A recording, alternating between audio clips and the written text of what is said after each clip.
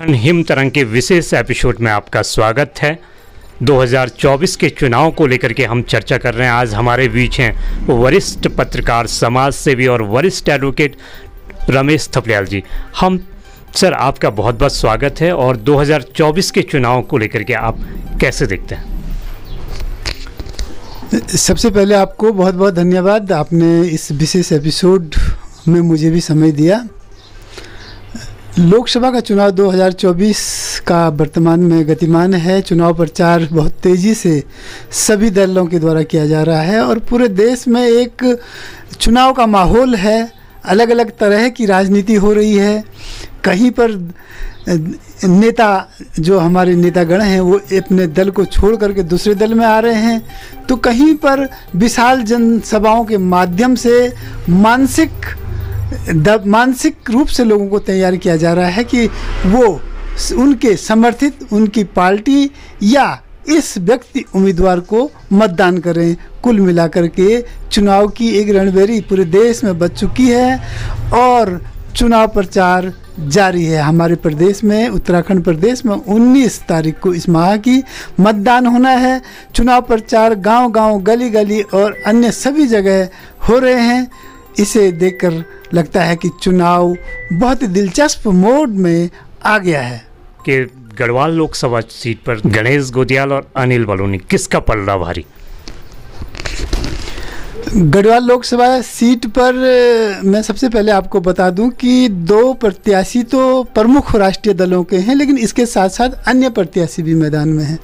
हमारा जो क्षेत्रीय दल उत्तराखंड क्रांति दल है, उसने भी अपना प्रत्याशी मैदान में उतारा है और इंडिया गठबंधन के तले, जिन्होंने कांग्रेस पार्टी के साथ गठबंधन किया, जिसमें लेफ्ट्स और कम्युनिस्ट पार्टियां हैं, उसके अलावा अन्य दल भी हैं, उन्होंने कांग्रेस पार्टी के साथ गठबंधन करके प्रमुख राष्ट्रीय दल के प्रत्याशी गणेश गोदियाल को समर्थन दिया है। और उसके अलावा अन्य निर्दलीय प्रत्याशी भी गढ़वाल लोकसभा सीट पर चुनाव लड़ रहे हैं। मुझे जहां तक जानकारी है, 13 प्रत्याशी मैदान में हैं और सभी लोग अपना चुनाव प्रचार कर रहे हैं।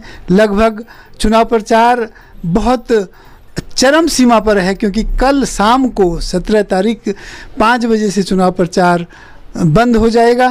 तो इन 2 दिनों में तमाम प्रत्याशी दल, राष्ट्रीय दल, भारतीय जनता पार्टी, कांग्रेस चुनाव प्रचार को मैं अपने आप को झोंक दिए हैं और बहुत ही चरम पर चुनाव प्रचार है इस टाइम पर। जो आक्रामकता चुनाव प्रचारों में जो दिखाई देती थी पहले, वो अब नहीं दिखाई दे रही है और कहीं ना कहीं लोग सोशल मीडिया के माध्यम से ज़्यादा जुड़ रहे हैं और पार्टियां भी सोशल मीडिया के माध्यम से ज़्यादा अपना प्रचार करिए। सोशल मीडिया को कितना महत्वपूर्ण मानते हैं? जहाँ तक चुनाव की आक्रामकता का सवाल है, मुझे लगता है कि वक्त बदला है, समय बदला है और एक जो जागरूकता का स्तर है वो बढ़ा है। तो इसलिए फ्लर्टिंग जो वोट्स हैं वो अब कम रह गई हैं। कई सारे लोग बहुत सोच समझ करके ही वोट देने वाले हैं। तो इसलिए आक्रामकता और चुनाव प्रचार लाउड स्पीकर और सड़कों वाला कम हुआ है। हालांकि समाप्त नहीं हुआ है, अभी भी बड़ी जनसभाएं बड़े बड़े कस्बों में हो रही हैं।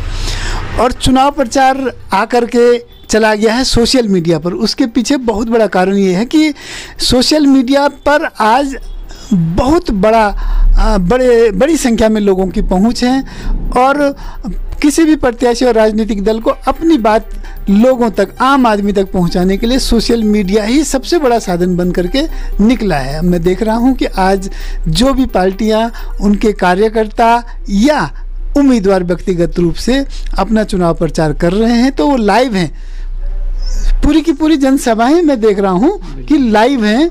और 2 प्रमुख दल के जो प्रत्याशी हैं, उसके अलावा उत्तराखंड क्रांति दल के प्रत्याशी सहित अन्य निर्दलीय उम्मीदवार भी अपनी जनसभाओं का प्रसारण लाइव कर रहे हैं। लाइव का मतलब, अगर किसी दूरस्थ देहरादून में जनसभा हो रही है तो उसको दूर थराली विधानसभा का व्यक्ति, मतदाता भी देख सकता है और उसको सुन सकता है और उसके आधार पर कहाँ उसको मतदान करना है वो निर्णय ले सकता है। इसलिए जो प्रचार है वो अब लाउड स्पीकरों से हट करके सोशल मीडिया पर आ गया है। फेसबुक पेज, ट्विटर, और जो भी सोशल मीडिया के प्लेटफॉर्म्स हैं जो बहुत चुनाव का माहौल है वो हाईटेक हो चुका है।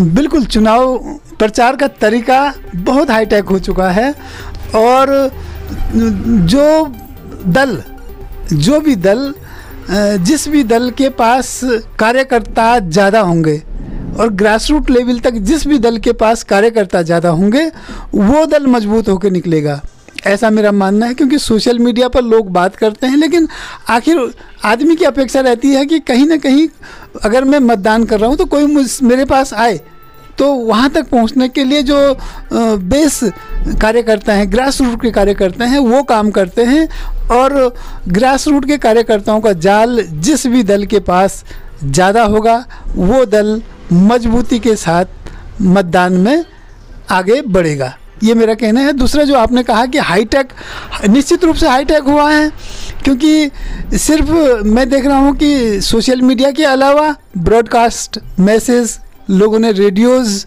और उसके अलावा जो तरीके हैं वो अपनाए हैं। पहले में हमने देखा है कि चिट्ठियाँ का ज़माना था, अंतर्देशीय पत्र और पोस्ट कार्ड पर उम्मीदवार लोगों को पत्र लिखा करते थे, लेकिन आज वो दौर चला गया है। आज के दौर में ज़्यादातर लोग जो हैं कि सोशल मीडिया के माध्यम से या फ़ोन कनेक्टिविटी के माध्यम से, मोबाइल फ़ोन के माध्यम से या अन्य किसी तरीके से हाईटेक रूप में प्रचार प्रसार कर रहे हैं। उसके अलावा जो दूसरा तरीका बदला है चुनाव प्रचार का, वो माइंड गेम जिसको हम कह सकते हैं वो हुआ है कि एक किस तरीके से एक हवा बनाई जाए, किस तरीके से लोगों के ऊपर मनोवैज्ञानिक रूप से उनके मनोविज्ञान को बदला जाए कि वो उनके पक्ष में मतदान कर सकें। उसके लिए लोग बहुत सारे तरीके अपना रहे हैं, कई दल कुछ कर रहे हैं, कोई कुछ कर रहा है, तो मनोवैज्ञानिक रूप से भी मतदाता को तैयार कर रहे हैं और उसमें भी सोशल मीडिया का बड़ा योगदान है। आपके पास रिपोर्ट आती होगी, आपने फील्ड में भी देखा होगा। फिर से मेरा क्वेश्चन है कि इस बार किसका पक्ष मजबूत, कौन बाजी मार जाएगा? पक्ष किसका मजबूत है, हालांकि इसको लेकर के चुनाव से पूर्व अंदाज़ा लगाना बहुत कठिन है, क्योंकि हम देखते हैं कि आम तौर पर जब चुनाव प्रचार का प्रारंभिक दौर होता है तो स्थितियां कुछ और दिखती हैं, उसके बाद बीच का एक दौर ऐसा आता है कि मतदाता खामोश हो जाता है और फिर लास्ट टाइम पर किस तरीके की रणनीतियां चलते हैं लोग, उस पर वो सारी चीज़ें निर्भर होती हैं। दो तीन चीज़ें मैं आपको बताना चाहूँगा कि जो माहौल बदलने का काम हो रहा है वो मनोवैज्ञानिक रूप से हो रहा है। हम देख रहे हैं कि जहाँ अन्य दलों के लोग भारतीय जनता पार्टी में शामिल हो रहे हैं, वो कहीं ना कहीं हो सकता है रणनीति का एक भाग हो और लोगों के ऊपर मनोवैज्ञानिक रूप से यह दिखाने का प्रयास किया जा रहा हो कि नहीं, हमारे पास वोट ज़्यादा हैं। दूसरी ओर बड़ी जनसभाओं, एक दल जो है कि बहुत बड़ी बड़ी जनसभाओं का आयोजन कर रहा है, वो भी मनोवैज्ञानिक है मतदाता के ऊपर कि देखें कि इनके पास ज़्यादा मत है, क्योंकि बड़ी जनसभाओं को लेकर के दो प्रमुख दल तो बहुत काम कर रहे हैं, लेकिन उसके साथ साथ अन्य भी मनोवैज्ञानिक जो तरीके हैं उनको अपना रहे हैं। अब जहाँ तक आपका प्रश्न था, मूल प्रश्न था कि कौन बाजी मार लेगा, तो विश्लेषणात्मक रूप से मैं ये बताना चाहूँगा आपको वर्तमान में कि अभी अगर हम चमोली की बात करें तो चमोली ज़िले में 3 विधानसभा की सीटें हैं। 3 विधानसभा की सीटों पर 2 विधायक भारतीय जनता पार्टी के हैं और एक जो बद्रीनाथ वाली विधानसभा थी उसमें कांग्रेस के विधायक थे, लेकिन कांग्रेस के विधायक ने भी अपने पद से त्यागपत्र दिया है और चूँकि अपने पद से त्यागपत्र देने के बाद वो विधायक दल बदल कानून के तहत नहीं रह सकते थे, तो इन्होंने अपने विधायकी से भी त्यागपत्र दिया है। विधायक जो कांग्रेस के थे वो भी भारतीय जनता पार्टी के पास हैं। तो अगर हम इस तरीके से देखते हैं तो वहाँ पर कहीं ना कहीं भारतीय जनता पार्टी मजबूत दिखाई देती है। और जो रुद्रप्रयाग की जनपद है, पौड़ी का जनपद है, वहाँ पर भी कमोबेश यही स्थितियाँ मुझे लगभग दिखाई देती हैं। लेकिन चूँकि ये चुनाव है, पूर्व आंकलन करना बहुत ज़्यादा बड़ा पोलापन हो जाएगा, इसलिए ये तो आने वाला समय ही बताएगा कि कौन बाजी मारता है। और देखा जाए तो जो क्षेत्रीय समस्याएं हैं वो लगभग इन चुनावों में नहीं दिखाई दे रही हैं जो होनी चाहिए। मुख्य रूप से जो क्षेत्रीय, मुख्य रूप से राष्ट्रीय समस्याएं ज़्यादा वो किया जा रहा है। अगर हम पिंडर घाटी की समस्याओं को लेकर चलें तो कौन कौन सी ऐसी समस्याएं हैं पिंडर घाटी की जो प्रत्याशियों को सदन में जा कर के उनके निराकरण के लिए लड़ना चाहिए?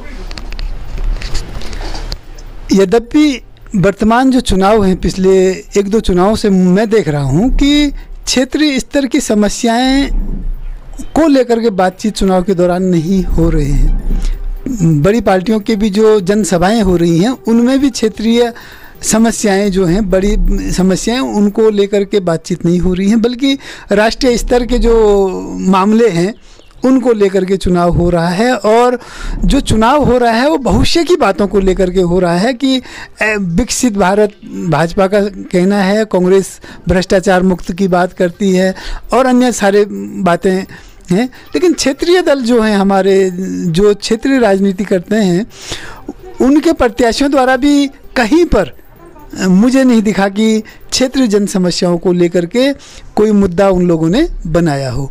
तो राष्ट्रीय लेवल के मुद्दों पर बातचीत की जा रही है। अगर हम देखते हैं हमारी थराली विधानसभा को, तो थराली विधानसभा के अंदर जो सबसे बड़ा मुद्दा है वो आपदा है, क्योंकि प्रतिवर्ष यहाँ पर पिछले 10 सालों से आप देख सकते हैं कि आपदा ने थराली विधानसभा को बहुत नुकसान किया है।